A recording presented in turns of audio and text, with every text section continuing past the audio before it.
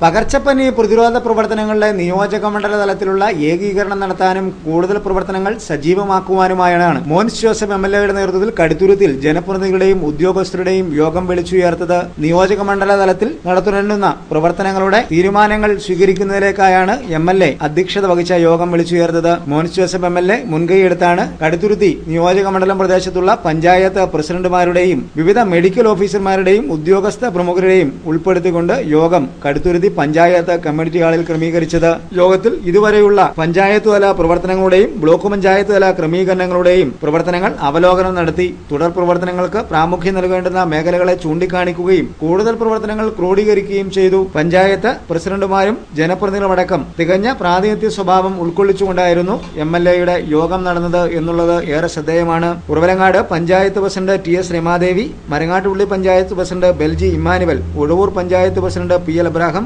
Veliyannur panchayat president K N. Ramakrishnan Nair, Uzhavoor block panchayat president P M. Mathew, ജില്ലാ പഞ്ചായത്ത് അംഗങ്ങൾ, block panchayat അംഗങ്ങൾ, മറ്റ് പഞ്ചായത്ത് പ്രസിഡന്റുമാർ തുടങ്ങിയവർ പങ്കെടുത്തു.